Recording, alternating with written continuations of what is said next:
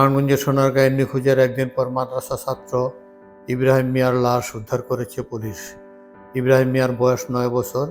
শনিবার সকালে সোনারগাঁ পৌরসভার জয়রামপুর গ্রামে নিহতের বাড়ির পাশের বাগান থেকে লাশ উদ্ধার করা হয়। নিহত ইব্রাহিম মিয়া সোনারগাঁ উপজেলা জয়রামপুর গ্রামের মোহাম্মদ আলীর ছেলে। ইব্রাহিম শুক্রবার বিকেল থেকে নিখোঁজ ছিল। এ ঘটনায় নিহতের বাবা বাদী হয়ে শুক্রবার রাতে সোনারগাঁ থানায় একটি সাধারণ ডায়েরি করেন।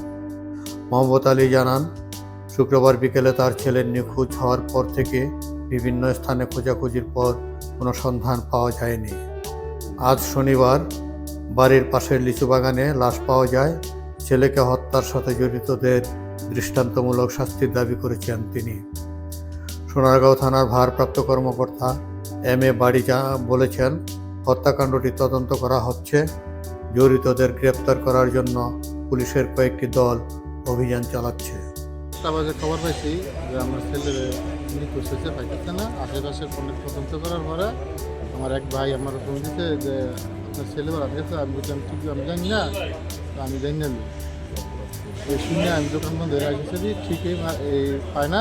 খুঁজতে গিয়া বাড়ির পাশে হুট করে ফালাই ঠিক আছে, গলায় পেছানো জিটু যা পায়জামা দিয়া। Nafiz Ashraf, TNN TV 24।